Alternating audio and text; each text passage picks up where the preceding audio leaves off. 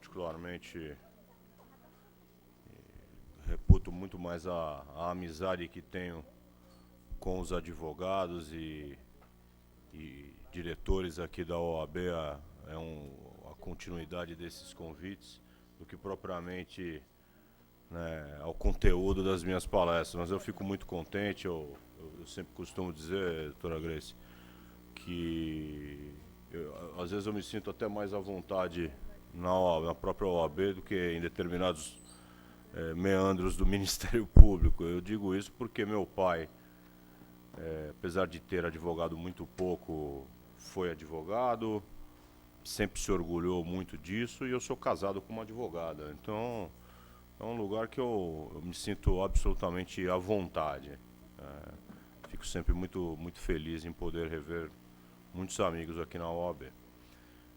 Gostaria também de agradecer, né, a toda a comissão de meio ambiente da OAB, nessa oportunidade sendo presidida pelo meu querido amigo e professor Celso Antônio Pacheco Fiorilo, né, mas no passado também com outros grandes presidentes e sempre com uma equipe muito prestigiada na área ambiental. Aliás, a comissão de meio ambiente da OAB é muito dinâmica, né, tem sempre, né, se pautado por um dinamismo muito grande, promovendo vários eventos.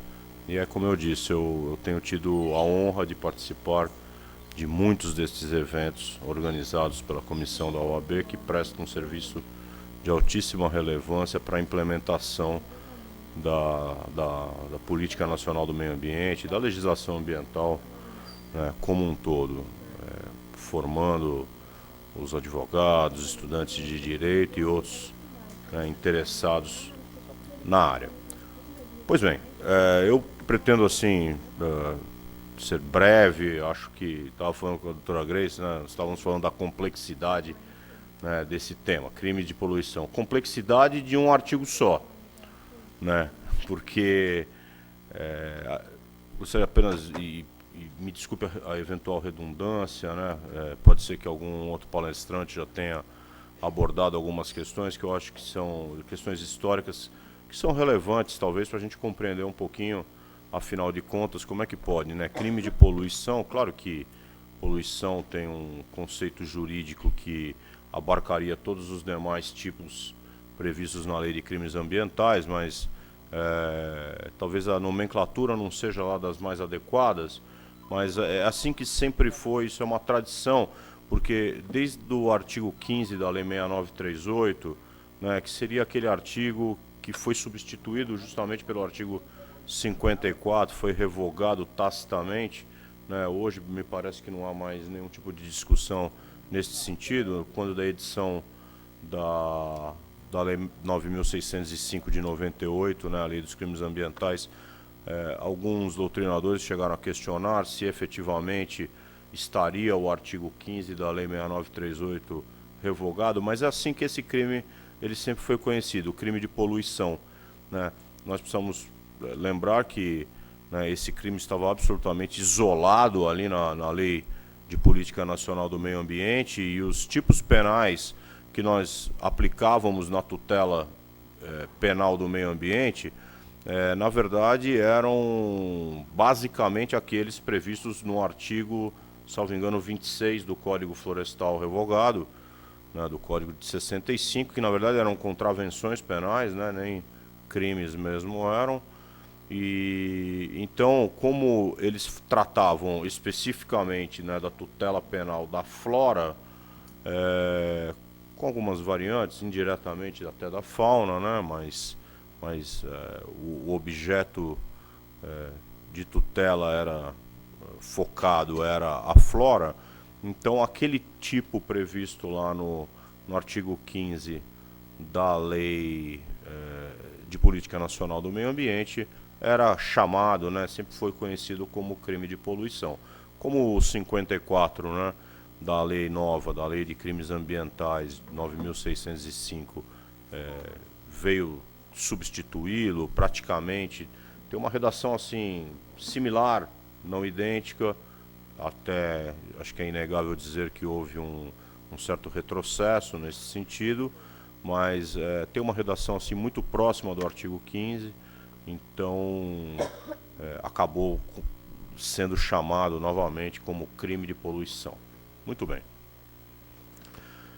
Acho que é preciso a gente dizer ou repetir, se já foi dito, né, por algum outro dos palestrantes, que o legislador ele procurou trazer, né, na tipificação dessas condutas degradatórias no meio ambiente, muito daquilo que para alguns é até chamado de mega princípio do direito ambiental ou princípio soberano do direito ambiental, que seria o princípio da prevenção, né? Mas aí já, sem querer entrar naquela discussão se a prevenção também abarca a precaução, ou se nós temos dois princípios, né?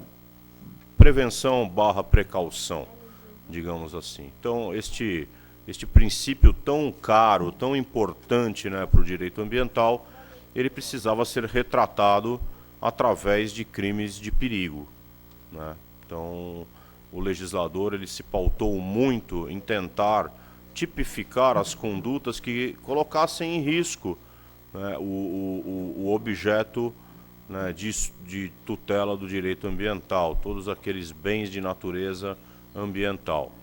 Então, dentre os tantos tipos penais que nós temos na Lei 9.605, que podem ser classificados como tipos de crimes de perigo, nós temos aqui também, né, dentro do artigo 54 da Lei 9.605, uma parte dele, né, como crime de perigo, né, retratando então esta importância. O artigo 15, por isso que eu falei, houve um certo retrocesso. O artigo 15 lá da Lei 6938 de 81, ele era um crime de perigo, tá? E já o 54, ele tem condutas que se caracterizam como crime de perigo, outras já, né, precisam do dano efetivo para a caracterização e a consumação do delito.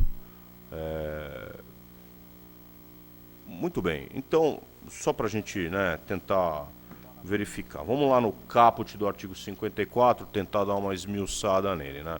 Então, o caput do artigo 54 diz o seguinte: causar poluição de qualquer natureza em níveis tais que resultem ou possam resultar em danos à saúde humana, que resultem ou possam resultar em danos à saúde humana. Ou seja, o crime pode ser de dano, mas também pode ser de perigo. Nós aí vamos abrir uma discussão, né? Esse crime de perigo, ele tem que ser de perigo concreto ou tem que ser perigo abstrato? Nós temos, né, algumas posições divergentes na doutrina e na jurisprudência. Nós temos julgados de tribunais de segunda instância, Brasil afora, reconhecendo, né, a possibilidade de que o perigo seja apenas um perigo abstrato. Já outros, né, e geralmente calcados na doutrina do jurista paranaense Luiz Regis Prado, né, já exigem que este perigo seja um perigo concreto, tá? Particularmente, eu acho que a intenção do legislador foi realmente no sentido de criar um tipo de perigo abstrato, tá? Mas acho que é extremamente sustentável a tese que exige o perigo concreto, tá? Isso aí, claro, não se esqueçam, eu sou promotor de justiça, né? Então o promotor ele tem uma visão, né, um pouco mais rigorosa, um pouco mais, talvez, tentando buscar soluções no sentido de conseguir enquadrar uma determinada conduta àquele tipo penal. Não é forçar a barra como, né, alguns às vezes tentam fazer, mas é uma questão interpretativa, né? Eu acho que esses dois posicionamentos são posicionamentos que têm lá, né, o seu sustentáculo jurídico sólido. Não dá para falar realmente que, né, nenhuma das duas posições seja absurda. E a gente aguarda, obviamente, né, que os nossos tribunais superiores possam pacificar esse posicionamento jurisprudencial tão divergente com relação a isso. Agora, como já falei e repito, né, o artigo 15 lá da Lei de Política Nacional, ele era, no seu caput, todo ele, um crime de perigo, né? E aqui o legislador não fez esta mesma, esse transplante, né, do artigo 15 para o artigo 54. No que tange à saúde humana, nós vimos que esse crime, logo nessa primeira parte do artigo 54, ele pode ser um crime de dano ou um crime de perigo. Agora, a parte seguinte, que trata da fauna e da flora, ele já passou a exigir, né, a ocorrência, a consumação, né, do dano para a caracterização do tipo. Então, fala lá, ou que provoquem a mortandade de animais ou a destruição significativa da flora. E não é qualquer dano, né? É um dano significativo, que cause mortandade de animais. Então não é só morrer um pequeno número de animais, mas um grande número de animais. Obviamente que mortandade também, né, exige uma certa exegese desse tipo penal, de sorte a que a gente possa caracterizar o quanto, né, quão significativo há de ser esta mortandade a ponto de caracterizar a prática delituosa, né? Se tiver 50 animais, será que já pode ser considerado mortandade? Ou preciso que haja, né, um número muito maior do que isso? Isso também, obviamente, será a doutrina e a jurisprudência que vão acabar, né, caracterizando. Com relação à destruição significativa da flora, a mesma coisa, né? O que é destruição significativa?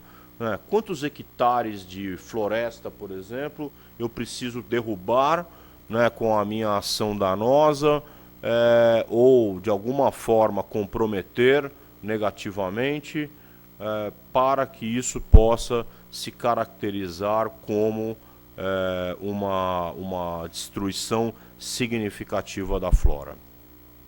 Um outro aspecto interessante aqui desse caput do artigo 54 diz respeito ao fato dele não fazer nenhum tipo de conexão da conduta, né, degradatória, da conduta que é tipificada como crime, com nenhum ato normativo. Então, aqui não há necessidade de que o autor do fato esteja descumprindo de alguma maneira nenhum padrão, nenhuma exigência normativa para que haja a caracterização do delito, né? Nós temos tentado enquadrar nesta conduta aqui, por exemplo, né, não obstante haja ato normativo, e aí haverá uma qualificação do delito, mas a gente enquadra, eu digo, no artigo 54 como um todo, o crime de poluição sonora. Nós sabemos, né, porque tanto eu quanto o Fiorilo, a gente tem muitos amigos que participaram da comissão, né, que elaborou a Lei de Crimes Ambientais, como o ministro Herman Benjamin, o desembargador Gilberto Passos de Freitas, esteve aqui hoje de manhã com vocês, o irmão dele, o desembargador aposentado da Justiça Federal, Vladimir Passos de Freitas, enfim. Nós conhecemos vários juristas que participaram dessa comissão e era para ter um tipo penal específico com relação à poluição sonora. Mas um lobby fortíssimo das igrejas, principalmente, né, em geral, não estou aqui querendo dizer que tenha sido essa ou aquela igreja, não, mas das igrejas em geral, com medo que, né, eventuais sons ou ruídos produzidos em razão do culto, ou antes ou depois de cultos religiosos, pudessem ser né, enquadrados dentro daquele tipo penal previsto, né, houve um lobby fortíssimo a ponto de se, de certa maneira, dizer que a lei de crimes ambientais ela não passaria no Congresso Nacional se aquele tipo penal não fosse retirado, não fosse extraído.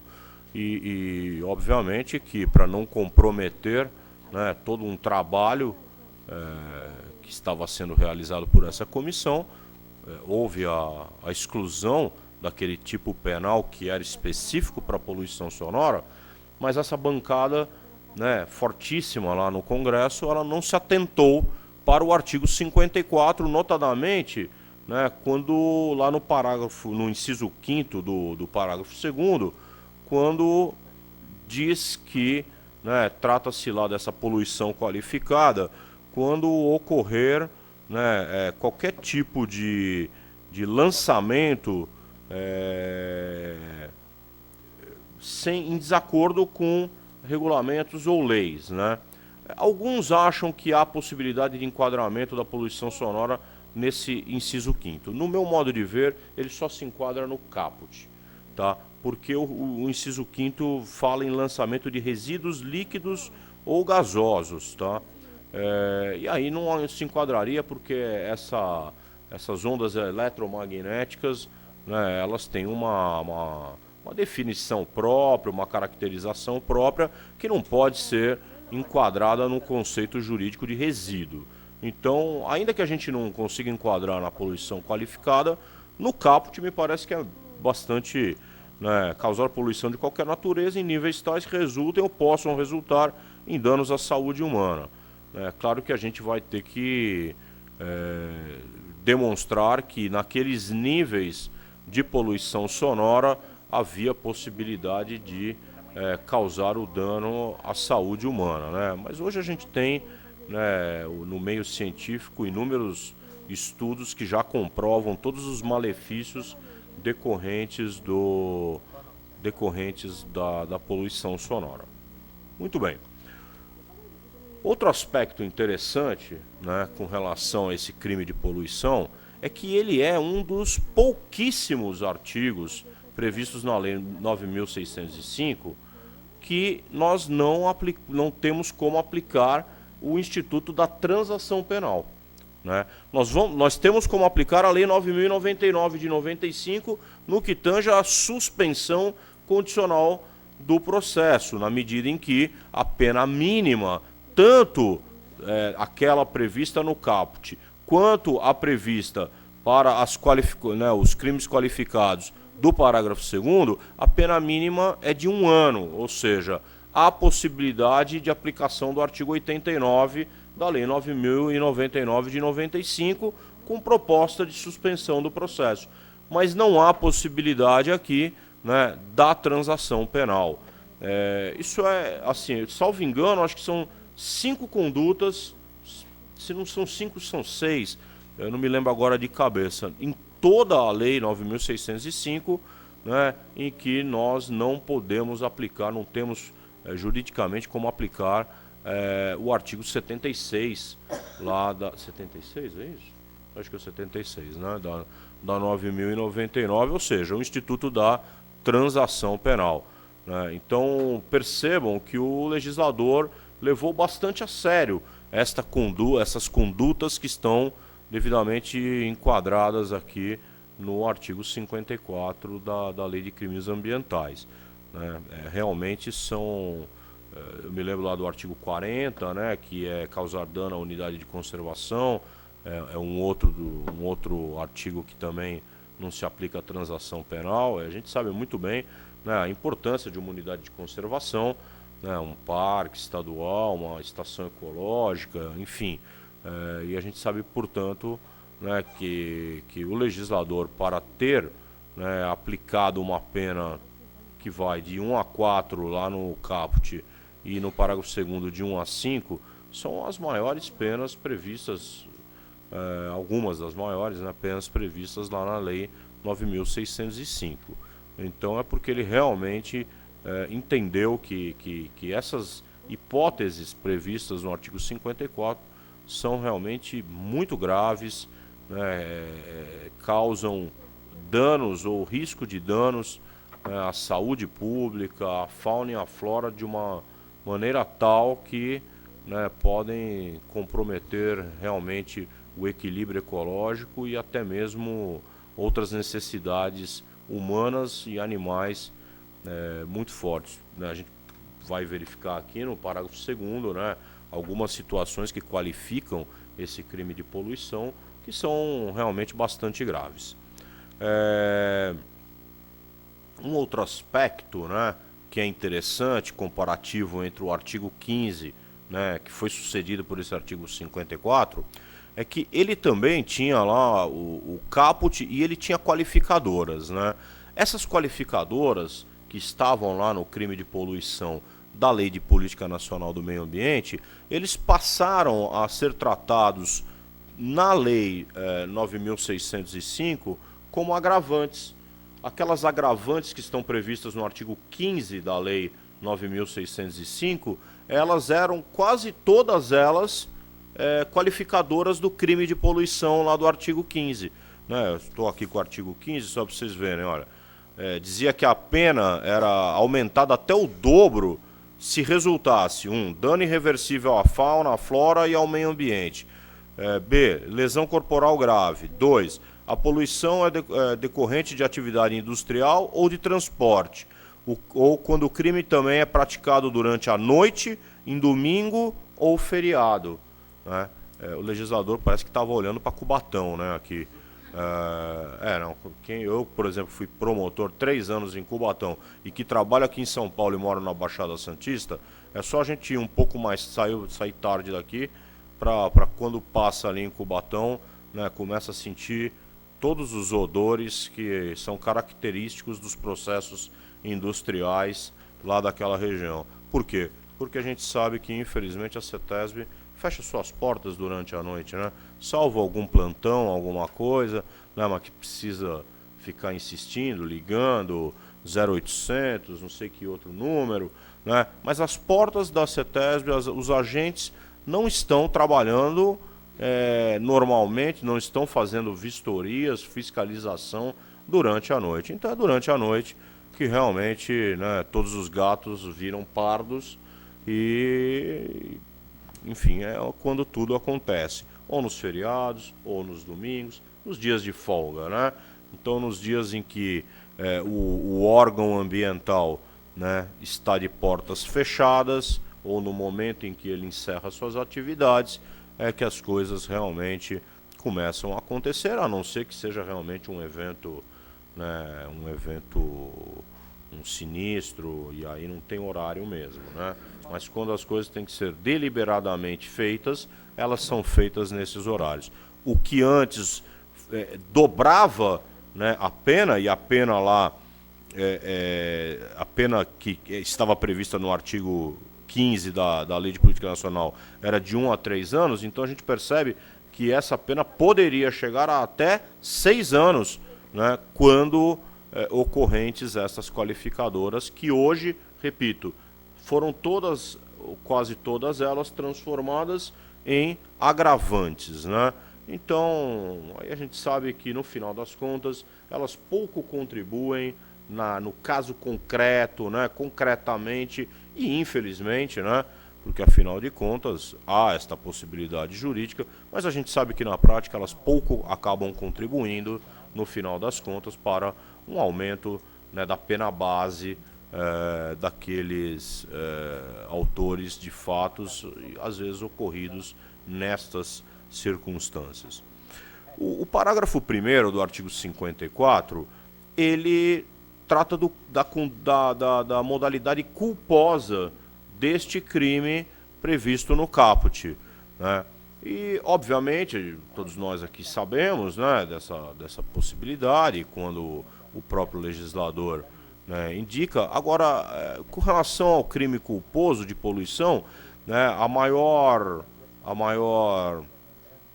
debate, né, o debate que realmente vale a pena mencionar, diz respeito à prática, à conduta da pessoa jurídica, né?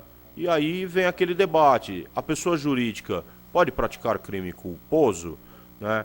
E nós temos alguns precedentes, por exemplo, do Tribunal de Justiça do Rio Grande do Sul, do TRF da 4ª Região, também lá localizado em Porto Alegre, que admitem, sim, a conduta, né, a prática de uma conduta culposa pela pessoa jurídica. Particularmente, eu concordo, não necessariamente pelos argumentos trazidos nestes acórdãos mencionados, mas principalmente em razão do ainda hoje aplicado, né? E nós vamos saber isso daí, tomara que em breve, porque o posicionamento é do STJ, hoje pacificado, no sentido da necessidade da denominada imputação simultânea. Ou seja, para que eu possa promover a ação penal em face da pessoa jurídica, eu preciso também imputar alguma daquelas condutas previstas no artigo 3º à pessoa física ligada a esta pessoa jurídica. Diretor, mandatário, representante legal, enfim, aquelas pessoas que estão previstas ali no artigo 3º. Nós sabemos, né, está nas mãos da ministra Rosa Weber,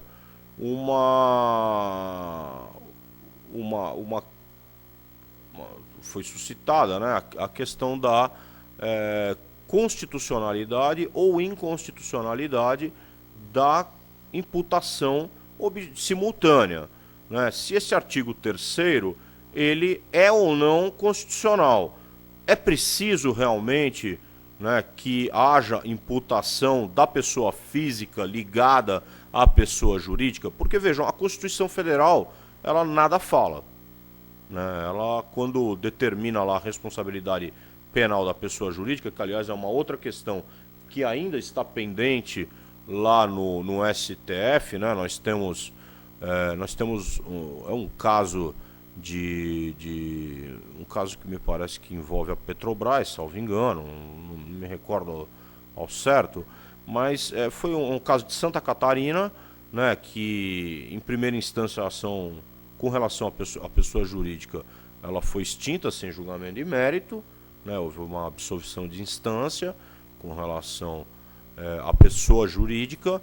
Houve recurso do Ministério Público de Santa Catarina, o Tribunal de Santa Catarina manteve aquela decisão de primeira instância e houve paralelamente, né, a interposição dos recursos especial e extraordinário. O recurso especial já foi julgado e foi justamente o leading case da imputação simultânea, tá?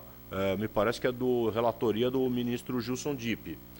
Tá, já tem até um certo tempo, né? Por isso que eu falo, hoje é pacificado no STJ a necessidade da imputação simultânea. Muito bem.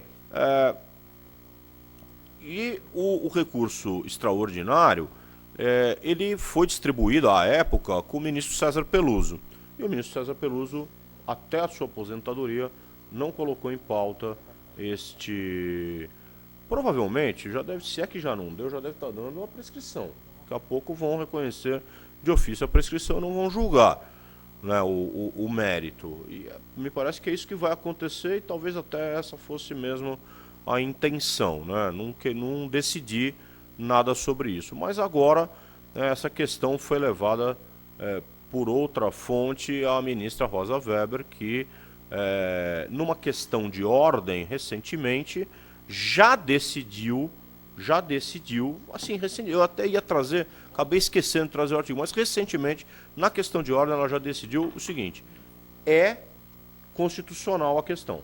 Então, é um tema que deve ser enfrentado pelo Supremo. A questão é de ordem constitucional. Porque houve uma alegação, né? Esse caso, sim, que está com a ministra Rosa Weber, diz respeito à Petrobras, tá? Então, nesse sentido, ela já disse, a questão é constitucional, nós vamos julgar, né, se há necessidade ou não da imputação simultânea. Mas hoje é o que vige. Então, eu digo o seguinte, se a pessoa física, ela pode, né, ser demandada, sofrer a ação penal por uma conduta culposa, me parece que esta mesma culpa é transferida em razão da ação da pessoa física à pessoa jurídica. Então, me parece de fato que haja, né, possibilidade de imputação também da conduta culposa à pessoa jurídica. Muito bem, aí nós temos o parágrafo 2º, que seriam aquelas formas qualificadas, né, do crime de poluição, do artigo 54. E aí temos lá, só para a gente citar, né, tornar uma área urbana ou rural imprópria para ocupação humana, né? Então aqui a gente verifica, né, claramente a tentativa de tutelar o solo, né? Quando se fala em área, nós precisamos interpretar isso daí, né? A resolução CONAMA, inclusive a 420 de 09, ela trata da impropriedade de ocupação humana, né, em determinadas áreas. E é sempre bom lembrar o seguinte, né, justamente porque nós temos o quê? O tipo culposo, não é verdade? É sempre importante a gente verificar que hoje é pacífico no STJ que a remediação de áreas contaminadas é uma obrigação propter rem, é uma obrigação que segue a coisa. E, portanto, quem, na atualidade, seja o proprietário da coisa, ainda que não tenha sido aquele que diretamente tenha causado o dano, ele tem a responsabilidade pela reparação daquele dano, tá? E aí a gente pode enquadrar, né, este no proprietário, por exemplo, no parágrafo 3º, lá do mesmo artigo 54, que fala o seguinte: incorre nas mesmas penas previstas no parágrafo anterior quem deixar de adotar, quando assim o exigir a autoridade competente, medidas de precaução em caso de risco de dano ambiental grave ou irreversível. Quer dizer, se aquele solo está contaminado, o órgão ambiental determina certas medidas de precaução para que as pessoas não se contaminem, para que não haja o uso regular daquele solo contaminado, para que não haja o uso comercial, industrial, agrícola, etc.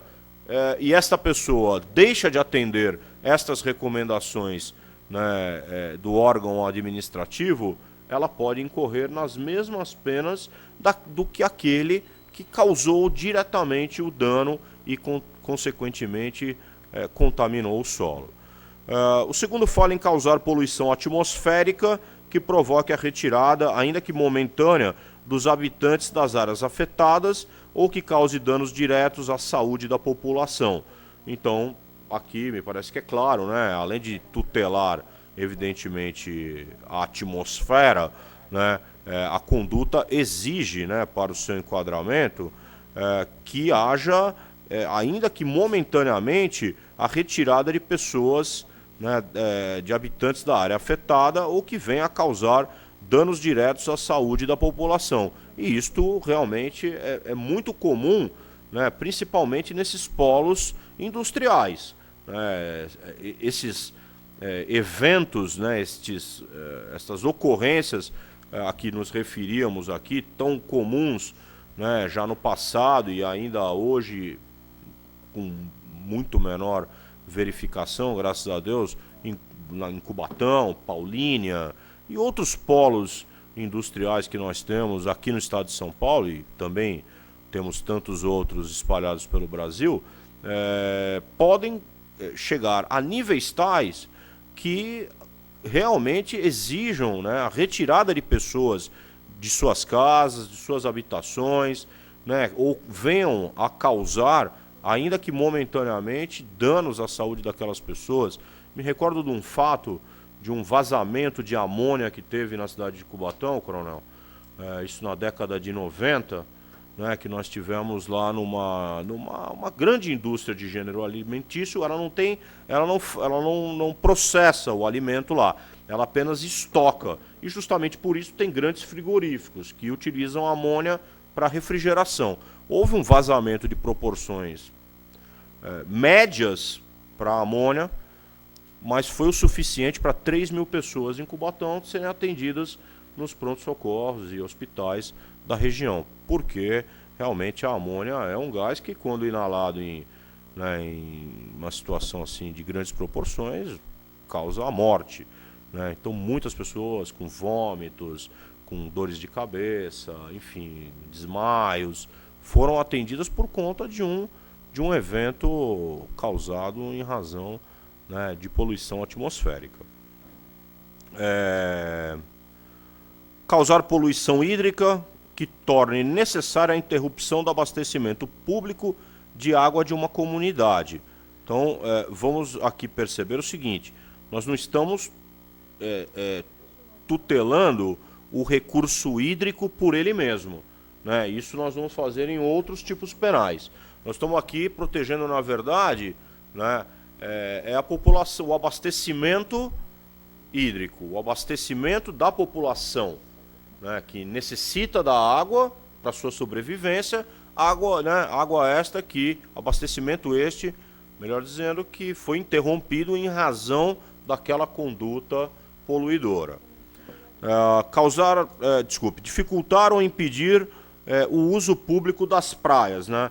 É bom lembrar aqui que o conceito de praia está lá na Lei Nacional de Gerenciamento Costeiro de 88, né? Porque às vezes vocês podem ver lá uma área toda cheia de pedras, etc., e não reconhecer como praia. Praia não é só areia, cascalho, pedras, né? O conceito de praia é muito mais amplo, né?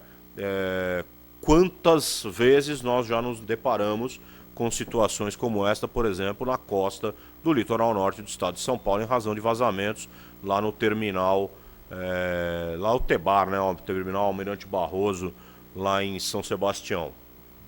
Eu fui promotor de justiça titular de São Sebastião, fui promotor regional do litoral norte por muito tempo. Eu perdi assim as contas dos eventos de vazamento de óleo que nós tivemos na década de... Estou falando do começo da década de 90, lá em São Sebastião. Era assim, diário, um atrás do outro, alguns de grandes proporções, que realmente houve necessidade da CETESB interditar praias, porque as pessoas não podiam ter contato com aquelas borras, né, com aquele produto, né? E então, assim, Guaecá, aquelas praias do centro de São Sebastião, elas são as primeiras a serem efetivamente atingidas, né? A costa sul é um pouco mais difícil de chegar, mas a costa ali, a costa norte de São Sebastião é sempre muito atingida quando há algum tipo de vazamento de óleo, né? Chegamos a pegar um caso, só para vocês terem uma ideia, que por uma barbeiragem lá, o capitão do navio bateu o casco, né, e começou um vazamento de óleo, e ele, para fugir da fiscalização, ele aí foi embora, sentido sul. Foram apreender o navio, ele foi derramando óleo, pouca quantidade, mas continuamente. Ele foi pego lá já lá no Paraná.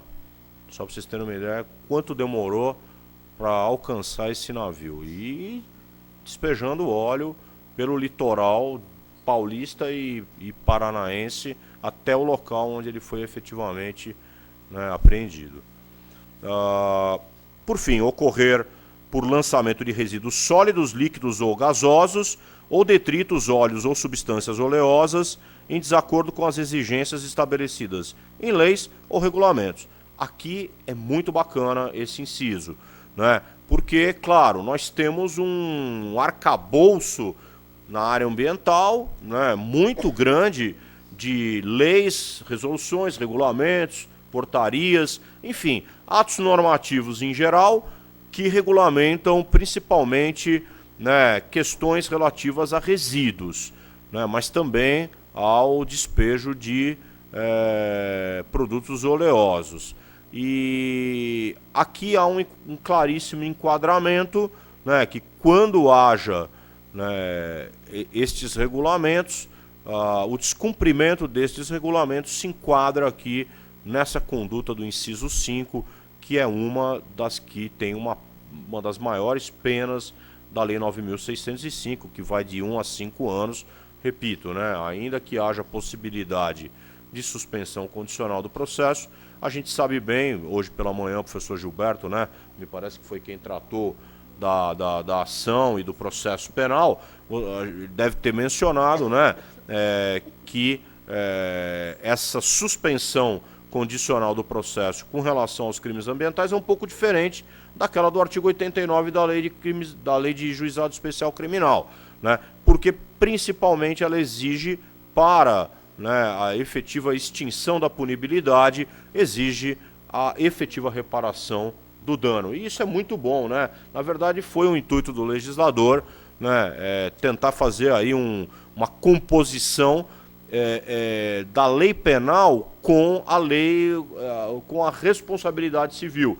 De sorte aqui, aquele que, em razão dessa possibilidade jurídica da suspensão condicional do processo, né, tem a chance, né, de ver extinta a sua punibilidade pelo cumprimento de várias condições, não alcançasse este intuito sem que antes efetivamente recuperasse o meio ambiente degradado. Então era uma forma de, né, rapidamente ou de uma maneira mais ágil se alcançar a responsabilidade civil. É uma via oblíqua, né, mas que, se bem aplicada, tem um papel muito relevante na questão da reparação do dano ambiental. É claro que isto, né, na prática também não é tão assim utilizado, justamente porque quanto maior a comarca, né, maior a divisão de atribuições entre os membros do Ministério Público. E não esqueçamos, todos os crimes da lei de crimes ambientais são de ação penal pública incondicionada, ou seja, o único titular desta ação penal é o Ministério Público. Portanto, a divisão de atribuições dentro da promotoria pode dar uma, digamos, uma efetividade maior ou menor com relação aos crimes ambientais e à reparação do dano ambiental. Por quê? Porque muitas vezes aquele promotor que é só da área criminal, né, aquele promotor, digamos, criminal puro, ele não é uma pessoa estudiosa do direito ambiental. E ele, por vezes, acaba, né, até mesmo enxergando os crimes ambientais. Eu estou falando isso porque também a autoridade policial ocorre a mesma coisa, né? Pessoas que lidam, às vezes, com crimes tão bárbaros, né, não conseguem enxergar a importância dos crimes ambientais. Né? O pessoal está acostumado a lidar com homicídio, com estupro, com tráfico de entorpecentes, etc. Enfim, roubo, latrocínio, crimes graves. E aí, quando aparece um crime ambiental, há uma tendência, então, veja, não é uma crítica, é apenas uma constatação da realidade, né? Que aquela pessoa acaba enxergando, né, no crime ambiental, um crime, entre aspas, de menor relevância. Não estou falando aqui no sentido técnico, jurídico. Falando assim, para ele, então, ele acaba tratando aquele crime de uma maneira meio dispersa. Às vezes chega lá numa audiência, o juiz também, que também, em regra, não é alguém, não é o doutor Gilberto Passos de Freitas, não é a doutora Fernanda Mena Barreto, não são pessoas que se debruçaram para estudar o direito ambiental. É um magistrado que tem uma predileção lá por direito privado, gosta de, né, do processo civil, e de repente está lá tendo que, né, decidir numa audiência sobre um crime ambiental. Chega lá, às vezes, a proposta da suspensão condicional do processo, mas lá nos termos do artigo 89. Né, tanto o órgão do Ministério Público quanto o Judiciário acabam esquecendo dos termos do artigo 28, 27 ou 28, acho, o 28 da Lei de Crimes Ambientais. Quer dizer, aquilo que foi estabelecido pelo legislador para ser uma ponte entre o direito penal ambiental e o direito ambiental civil, acabou, essa ponte tá sem ligação, justamente porque não há um interesse maior nas partes envolvidas, né, para uma solução adequada daquele caso. Repito, não se trata de uma crítica, a gente sabe que, né, a formação, o aperfeiçoamento funcional, né, tanto dos, eu diria de todos os operadores do direito, ainda é muito falho, né? Ainda é muito falho. Hoje, com muita sorte, nós ainda já temos um grande número de universidades que tem dentro da sua grade curricular a matéria direito ambiental, né? Então, já houve um avanço significativo, mas muitos desses operadores, eu diria a maioria dos operadores do direito, né, são pessoas que, quando estudaram, não tiveram essa disciplina. Eu mesmo não tive, tenho certeza que a doutora Grace não deve ter tido na sua época de graduação. Nós compreendemos melhor a disciplina porque fomos nos especializar, né? Por um motivo ou outro, acabamos ingressando, né, na área do direito ambiental e passamos, então, a nos dedicar, a nos debruçar sobre, né, o arcabouço jurídico ambiental e nos especializamos. Mas a maioria dos profissionais não tem esse mesmo conhecimento, mas ainda assim aplicam o direito ambiental, né? Então, nem sempre o direito ambiental consegue ter a efetividade que foi almejada pelo legislador. Gente, eu espero ter contribuído com alguma coisa. Sei que é tudo muito rápido para a gente discutir, né, questões complexas, mas pelo menos eu ainda dei sorte, né, doutora Grace? Foi o que eu falei. Os crimes, a minha espécie criminosa aqui era de um artigo só. Então acho que ainda deu para passar por ele por completo, tá bom? Muito obrigado a todos e mais uma vez obrigado pelo convite.